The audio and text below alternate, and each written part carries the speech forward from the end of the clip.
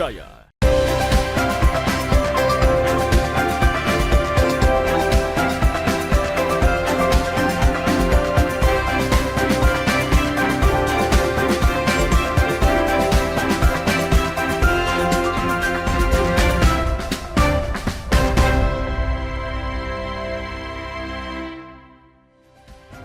Halo, selamat pagi saudara. Anda menyaksikan Sapa Sulsel hanya di Kompas TV, independen terpercaya. Seperti biasa kami akan menghadirkan sejumlah informasi menarik untuk menemani aktivitas pagi Anda hari ini. Saudara, jika ingin menguji kemampuan berpikir, bermain catur bisa jadi salah satu pilihannya. Olahraga yang satu ini memang membutuhkan keahlian khusus untuk mampu menang dalam pertandingan catur. Kini banyak anak muda yang mulai gemar olahraga catur, termasuk sekelompok mahasiswa yang tergabung dalam sebuah organisasi. Lantas manfaat apa saja yang bisa dirasakan dari permainan catur ini? Ini kita akan bahas bersama dua narasumber kita yang sudah hadir di Kompas TV. Ini ada Mulkito Afif Burhan selaku Ketua Umum Unit Persatuan Catur Unhas. Selamat pagi, Afif. Pagi. Sehat? Ya, sehat, alhamdulillah. Sehat, alhamdulillah. Di samping Afif juga ada Imam An-Nur Sati selaku pengurus UKM Unit Persatuan Catur Unhas. Selamat pagi, Imam. Selamat pagi, Kak. Apa kabarnya nih? Alhamdulillah baik.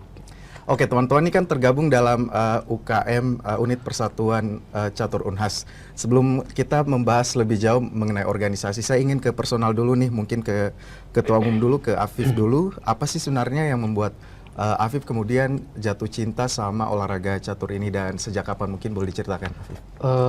Mungkin dari kecil ya, dari SD sudah mulai main catur. Dulu sebenarnya main caturnya itu sama orang tua, bapak ya. Jadi setiap pulang sekolah saya lihat bapak main catur. Jadi saya tertarik juga, wah ini permainan apa ini?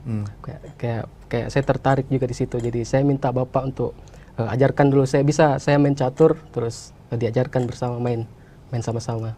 Dari umur 5 tahun lah begitu. Terus kemudian mulai mendalami catur, terus maksudnya mulai menekuni catur ini di usia berapa? Di usia SD, sekolah dasar. Dulu sering ikut Olimpiade O2SN dan ya kebetulan sudah pernah juga juara 2SN. Oke, jadi dari situ mulai sudah mulai setelah dapat juaranya juga mulai tambah tertarik lagi, tambah semangat lagi, ditekuni lagi belajar caturnya. Berarti masih berlatih sama bapak? Masih Berlatih sama bapak. Oke, saya ke Imam lagi. Imam, kalau tadi kan Alfif bilang dari SD pulang sekolah lihat bapak main catur, terus kemudian jatuh cinta sama permainan catur. Tapi kalau Imam sendiri sejak kapan dan bagaimana ceritanya? Mungkin kalau mulai dari catur, saya tinggal di lingkungan yang banyak warung kopinya. Jadi rata-rata pemain main catur. Jadi saya gemar awalnya nonton catur dan sebagainya dari umur 5 tahun sebenarnya. Jadi kegemaran timbul karena rasa ingin tahu mendalam tentang catur, karena saya lihat awalnya saya aneh melihat buah-buah catur itu aneh. Jadi saya rasa kepo, ingin belajar. Terus karena Om juga di bidang catur, jadi saya mendalami dari situ. Oke. Sejak usia berapa tuh, Imam, kalau boleh diceritakan? Saya dari usia 5 tahun, Kak. Kemudian di kelas SMP kalau saya tidak salah, itu ikut sekolah catur di Makassar. Ikut sekolah catur di Makassar. Oh, di Makassar ada sekolah catur. Oh iya, Kak, ada sekolah seperti catur. les kah atau seperti apa? Iya, lebih ke les, Kak. Cuman pembelajarannya lebih lama di malam hari. Itu untuk anak-anak seusia saya waktu itu di umur 8 tahun sampai 10 tahun dibina memang. Oke. Tadi kan kalau Alfif sudah ada prestasi nih, Alfif yang ditorehkan walaupun mungkin perlombaan-perlombaan kecil gitu ya, terus kemudian akhirnya jatuh cinta sama catur.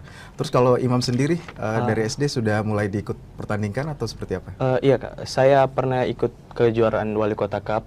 Kalau tidak salah di 2014 dan alhamdulillah juara 2. Waktu itu Wali Kota Cup Junior. Iya. Jadi mungkin itu yang mengawali saya untuk lebih giat lagi main catur. Oke.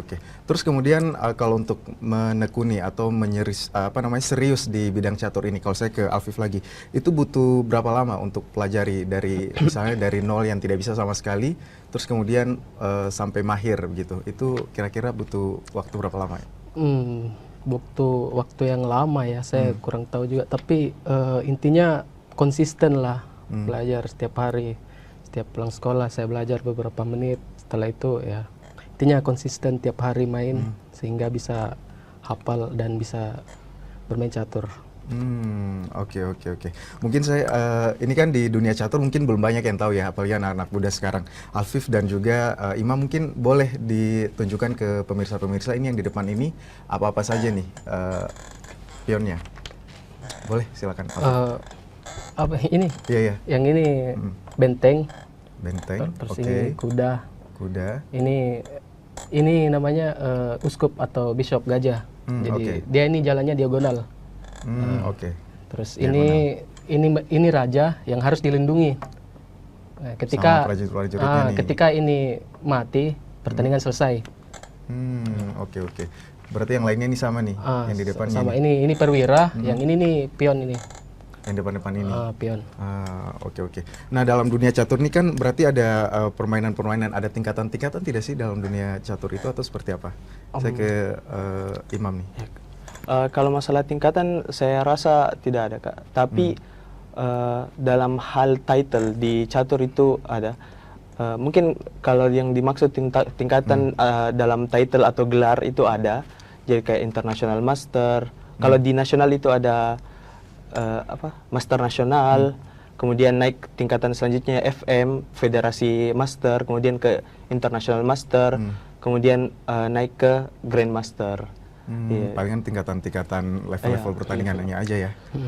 Oke. Kalau saya ke Imam, kita kan dalam sebuah pertandingan apapun ya, itu pasti punya aturan dan juga cara bermain yang tidak boleh dilanggar, seperti itu yang harus diikuti. Kalau untuk catur ini apa aturan-aturan mainnya? Secara general, Kak, catur itu mengikuti aturan FIDE, itu organisasi catur dunia. Tentu sebagai seorang pemain catur yang terjun dalam hal kompetisi, tentu pasti tahu hal-hal atau aturan yang berkaitan dengan catur.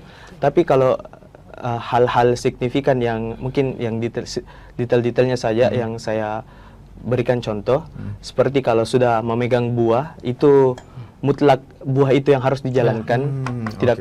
Jika sudah dipegang itu tidak boleh memindahkan buah lain. Mungkin kayak aturan teknis juga seperti tidak boleh membawa barang elektronik dalam kompetisi catur, itu juga salah satu peraturan penting. Oke. Tapi kan kalau kita lihat di permainan catur itu kan ada yang pakai waktu, terus tapi kalau di kampung ini kan tidak ada pakai waktu nih. Ini kalian lihat perbedaannya seperti apa? Kalau saya ke Alfif dulu, mulai konsep permainan di kampung terus kemudian di pertandingan. Kalau di konsep di pertandingan di kampung itu mereka menggunakan catur klasik ya. Itu catur yang lama, tidak pakai waktu. Oke. Tapi fungsi waktu itu sebenarnya untuk apa sih dalam permainan catur ini? Apa kita memang main strategi atau memang waktu juga ini menjadi salah satu penentu? Imam. Kalau masalah waktu dalam dunia catur itu sebenarnya mempersingkat pemikir, karena kalau tidak dipersingkat, karena ini meruntut lagi ke sejarah, Kak. Awalnya catur itu bisa sampai 3 hari orang bermain. Jadi mungkin di tahun 1800-an ada revolusi industri, kemudian mesin mulai diciptakan, jadi ada waktu untuk mempersingkat pemikiran. Artinya adu ketangkasan, adu kecepatan juga bertambah lagi skill di dalam catur. Jadi waktu pikir masing-masing pemain itu diadilkan. Oke, dengan adanya waktu ini, akhirnya pembagian berpikir, strategi dan lain-lainnya itu bisa sama rata nih ya antara lawan dan juga pemain. Kalau Imam sendiri, kalau kita bermain catur, itu biasanya memakan waktu berapa lama? Tergantung lagi, Kak. Jadi ada beberapa 3 tingkatan dalam jam catur. Yang pertama ada blitz, kemudian ada rapid, kemudian ada klasik. Jadi blitz itu tingkatannya 5 menit ke bawah, jadi masing-masing 3 menit ke bawah. Jadi masing-masing pemain mendapatkan jatah waktu 3 menit. Biasa ditambah dengan increment. Increment itu waktu tambah setiap langkah. Jadi kalau dia melangkah ada waktu tambah 2 detik. Jadi kalau rapid itu 5 menit sampai 25 menit. 5 menit untuk berpikir dan memindahkan. Sambil pencet jam. Kemudian klasik itu mulai biasanya di catur antar grandmaster. itu memakan waktu 1 jam sampai 2 jam. Itu biasanya pakai notasi juga. Jadi langkah-langkahnya ditulis. Jadi memang butuh waktu lama masing-masing pemain. Oke, berarti pakai notasi untuk mencatat Ya, pergerakan langkah-langkah yang dilakukan ya. Oke, kita akhirnya menemukan banyak fakta baru tentang permainan catur. Banyak yang harus diikuti dan juga banyak peraturan tidak tertulis yang harus dipatuhi oleh pemain catur ini. Saudara jangan kemana-mana, tetaplah bersama kami. Kita akan masih membahas soal catur. Tetap bersama kami di Sapa Sosial.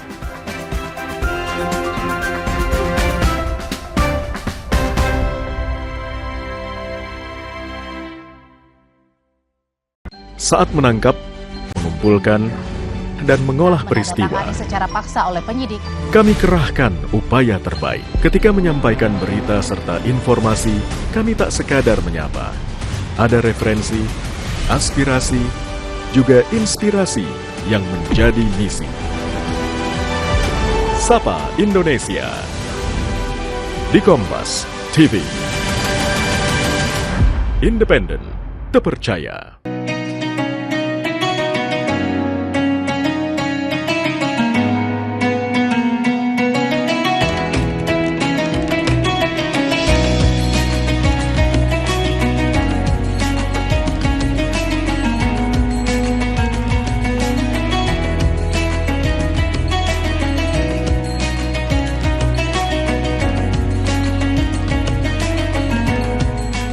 Assalamualaikum warahmatullahi wabarakatuh.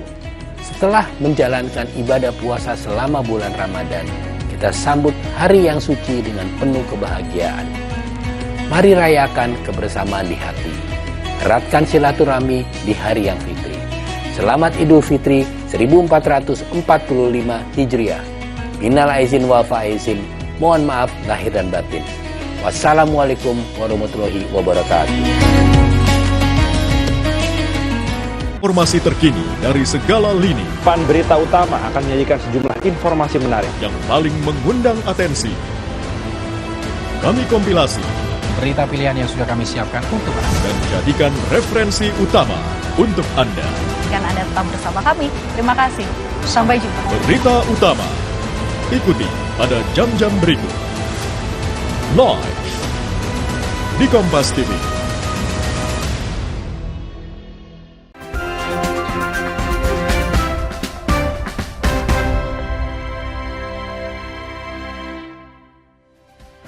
Ya saudara, Anda kembali bersama kami di Sapa Sosial, masih bersama dengan Afif dan juga Imam. Nah, sebelum kita bahas lebih jauh mengenai catur ini, kita ingin melihat nih pertandingan singkat catur antara Afif dan juga Imam. Silakan, boleh langsung dimulai mungkin sambil penjelasan sedikit, Ya. boleh silakan. Saya mulai dengan langkah 4 ya, karena ini langkah 4 paling umum atau paling banyak yang dipakai di dalam pertandingan. Kemudian saya keluarkan gajah di C4. Ini untuk mengembangkan perwira saya biar dia ada di depan lebih dulu. Oke.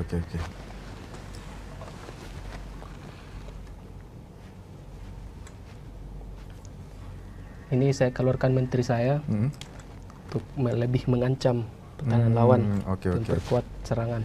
Oke.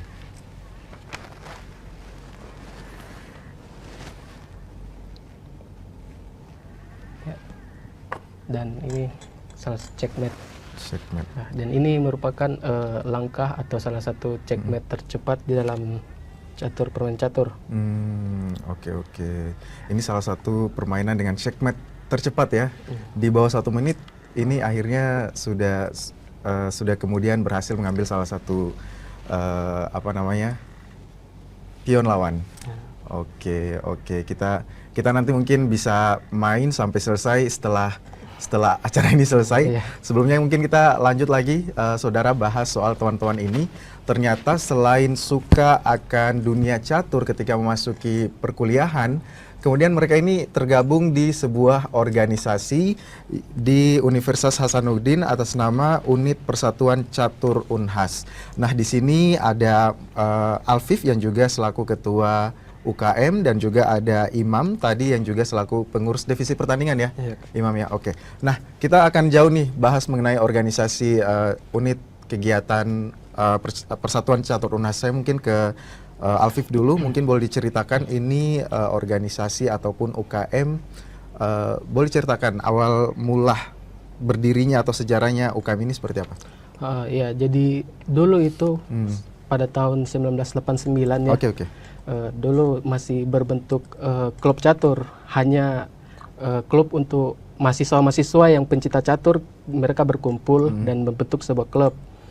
Nah, di situ masih belum secara resmi sih, hanya sekedar klub, hanya sekedar hobi-hobi saja dulu ngumpul, ya. Terus kemudian pas awal tahun 2000 ya, 2000, kemudian di situ sudah ada ketua pertama, ketua UKM pertama, sehingga dari situlah mungkin kita sudah mulai penerimaan anggota baru dengan secara resmi, secara resmi.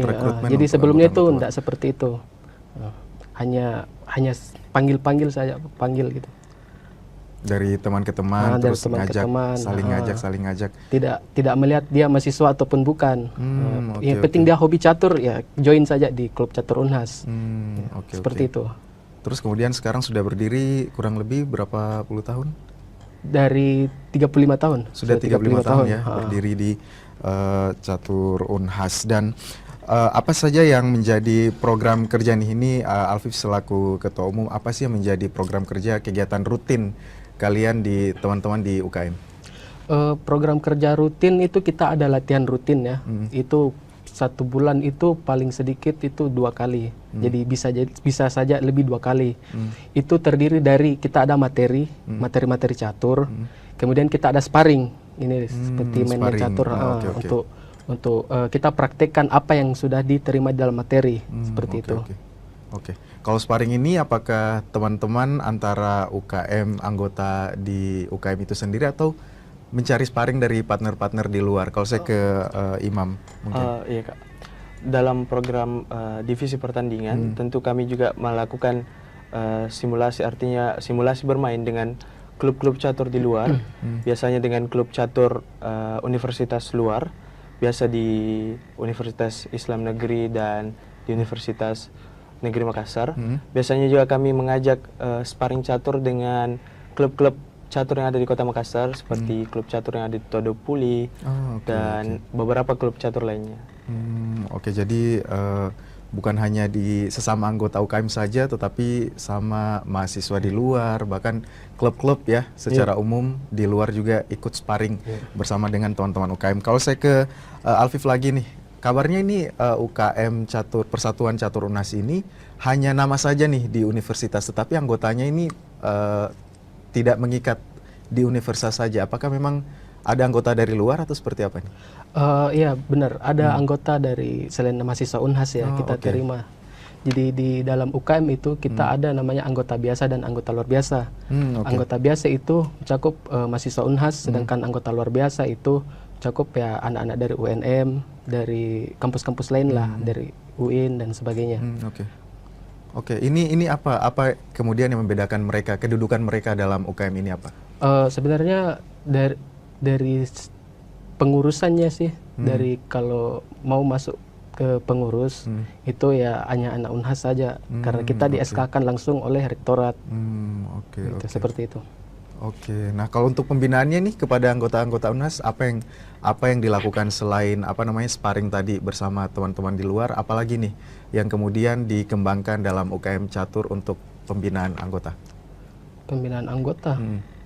Maksudnya selain memberikan materi, sparring, apalagi nih yang menjadi rutinitas teman-teman untuk menambah skill dalam bermain catur? Mungkin kita lebih ke analisis pertandingan ya. Misal kita setelah bermain, sering kita analisis lagi kesalahan-kesalahannya di mana, terus kita jadikan itu sebagai bahan evaluasi.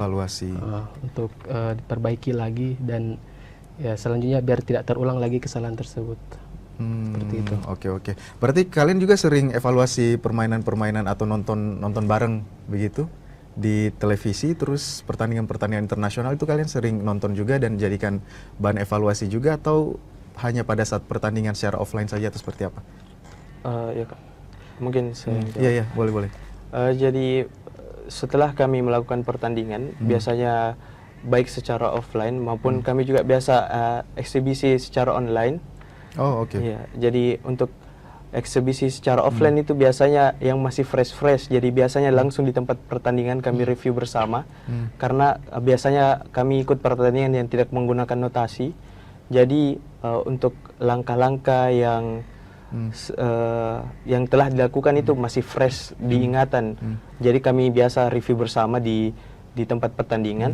Nah, kalau online ini kan biasa tersimpan riwayat pertandingan, sehingga kami biasa review bersama.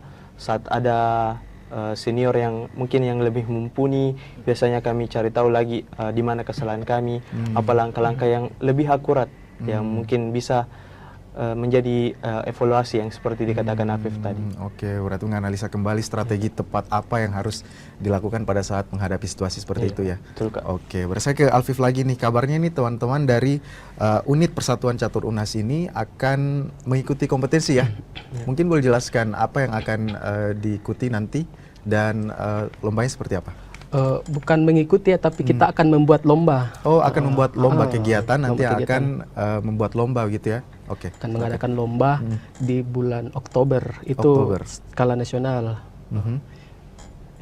Mungkin Iya, boleh. Apa nama kegiatannya, terus nanti konsep kegiatannya seperti apa? Jadi mungkin saya yang tambahkan karena saya selaku steering committee dari kegiatan tersebut. Jadi Rektor Unas Cup merupakan salah satu wadah kompetisi catur yang merupakan program kerja tahunan dari unit kegiatan mahasiswa catur Universitas Hasanuddin, di mana ini berskala nasional, itu menghadapi dengan kategori mahasiswa dan pelajar. Tentu dengan adanya ini kami mengharapkan bagi para mahasiswa dan pelajar itu bisa mengembangkan minatnya dan menjadi wadah bagi mereka untuk melatih mental kompetisi. Kami juga mendapatkan support dari pemerintah Kota Makassar dalam menyelenggarakan event ini, dan kami akan bekerja sama dengan S8, itu salah satu sponsor kami dari pemerintah kota. Jadi harapannya kami bisa mencapai target yang kami impikan, yaitu bisa melahirkan atlet-atlet baru di Provinsi Sulsel khususnya. Karena saat ini atlet-atlet muda dari Provinsi Sulsel, baik dari mahasiswa dan pelajar, itu masih sangat sedikit. Oke, berarti minat di catur ini khususnya ada di Kota Makassar ini masih sedikit. Nanti kita akan bahas ya bagaimana nanti minat yang ada di Kota Makassar ini khususnya di olahraga catur. Saudara jangan kemana-mana, tetaplah bersama kami hanya di Sapa Sosial.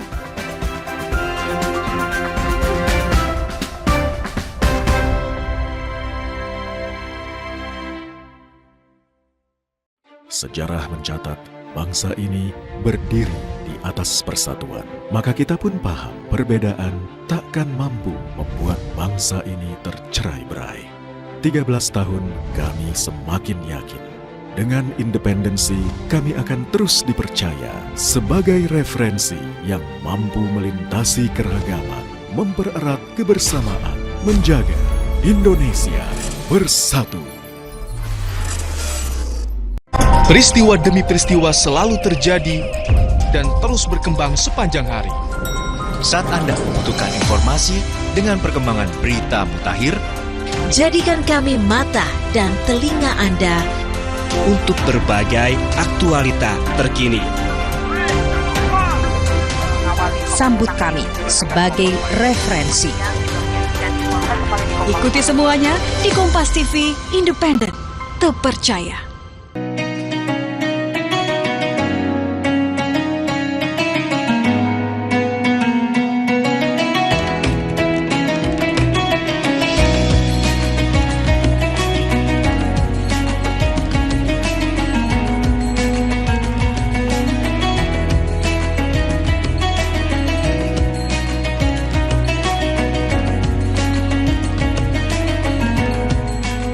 Assalamualaikum warahmatullahi wabarakatuh.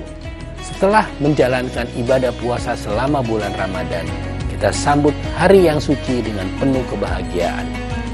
Mari rayakan kebersamaan di hati. Eratkan silaturahmi di hari yang fitri.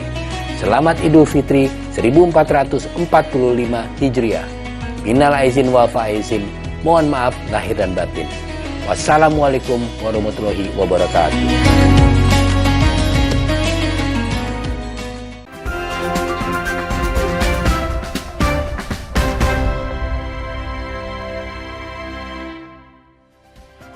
Ya saudara, terima kasih Anda masih bersama kami di Sapa Sosial, tentunya hanya di Kompas TV, independen terpercaya. Nah, kalau kita kembali ngomong soal olahraga catur ini, pasti kan kalau tiap olahraga itu kan ada manfaat yang kita rasakan. Kalau saya ke Imam lagi nih, sejak kecil jatuh cinta sama olahraga catur, hingga sekarang gabung juga di UKM Catur Unhas. Apa yang Anda rasakan setelah manfaat apa yang dirasakan? Iya, Kak. Jadi mungkin secara simpelnya catur itu melatih motorik seseorang. Karena bahwasannya bermain catur itu memerlukan pemikiran panjang, jangka panjang, menghitung langkah-langkah ke depan, menghitung segala probabilitas yang ada dalam catur. Ya, karena dari situ bisa membuat span otak lebih encer kalau dalam bahasa ilmiahnya. Jadi orang ketika bermain catur itu mungkin sedikit riuh ketika bermain catur, tapi manfaatnya sangat luar biasa, mengembangkan motorik. Dan ketika mungkin masih kecil atau balita, ketika diajarkan bermain catur itu bisa membantu pertumbuhan balita dalam hal motorik dan pemikiran. Ini berdasarkan penelitian yang sudah saya baca dan review bersama. Oke, jadi memang secara tak kasat mata ini sebenarnya punya banyak manfaat ya, terutama untuk perkembangan otak dan juga melatih kecepatan motorik. Kalau saya ke Alfif sendiri, sejak SD sudah ikut pertandingan-pertandingan seperti itu hingga sekarang jadi ketua, ini apa nih yang dirasakan manfaatnya? Manfaatnya kurang lebih seperti tadi sudah jelaskan sama Imam ya, sama melatih daya ingat, ya biar tidak gampang ingat, tidak gampang lupa ya. Tidak gampang lupa ya, kurang lebih seperti itu. Berarti sama ya, melatih daya ingat juga dan juga melatih motorik tadi itu yang paling penting. Apalagi memang kalau kita belajarnya sejak usia dini itu kayaknya kita akan lebih mudah memahami sesuatu. Nah, kalau ngomong-ngomong soal catur dan juga perkembangan catur yang ada di Kota Makassar, ini menurut kalian bagaimana? Anak-anak muda sekarang apakah lebih suka olahraga yang fisik atau catur seperti ini mulai ditinggalkan? Saya ke siapa dulu nih? Imam boleh, silakan. Jadi kalau kita lihat bagaimana peta penyebaran catur di Kota Makassar, saya rasa tiap tahun makin menurun. Tapi ini dilandasi mungkin karena kurangnya kompetisi catur dari pemerintah, kurangnya fasilitas dan penyelenggaraan yang mumpuni dari pemerintah dan federasi catur mungkin di Kota Makassar. Tapi saya rasa salah satu juga yang membuat masyarakat atau minat muda sekarang kurang gemar bermain catur ya, karena mungkin sekarang sudah banyak game online dan sebagainya. Karena jujur saya sedari kecil ya mungkin sewaktu zaman saya sama Apip kecil mungkin belum terlalu banyak penyebaran masalah gadget dan permainan online. Jadi kami lebih kepo dengan hal-hal kecil atau permainan-permainan kecil seperti ini. Jadi mungkin itu juga salah satu hal yang menyebabkan kurang dikenalinya catur di tengah masyarakat. Lantas apa sih yang harus dilakukan pemerintah maupun juga masyarakat supaya catur ini makin dikenal luas, terutama anak-anak muda supaya makin jatuh cinta sama catur? Mungkin gampangnya pemerintah bisa menyediakan wadah bagi olahraga catur dari tiap tingkatan usia. Dalam wadahnya berupa kompetisi, wadahnya bisa berupa pelatihan, wadahnya bisa seperti fasilitas sekolah catur.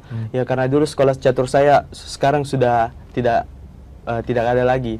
Artinya minat masyarakat terhadap catur itu sudah mulai berkurang karena kurangnya lagi sekolah catur yang ada di Kota Makassar. Buktinya sekolah catur sebelumnya sudah tidak ada lagi ya, itu berarti minatnya sudah mulai menurun ya, di Kota Makassar. Nah, kalau saya ke ketua nih, ke Alfif, apa nih harapannya ke depannya supaya catur ini makin dikenal, terutama agar catur masuk di olahraga Olimpiade? Ya, semoga disupport aja ya atletnya ya, disupport atletnya, dikasih lebih fasilitas kepada pecatur-pecatur, seperti tadi yang dibilang lebih ditambah lagi olahraganya, turnamen-turnamennya, seperti itu. Oke. Kalau Imam sendiri ada tambahan? Mungkin dalam hal pembinaan dari federasi sendiri, ya saya rasa Federasi Catur Makassar punya senior-senior yang bisa memberikan bantuan dalam hal pelatihan terhadap minat-minat kecil di masyarakat. Mungkin lebih bisa disebarluaskan mengenai pembinaan catur seperti yang saya katakan tadi.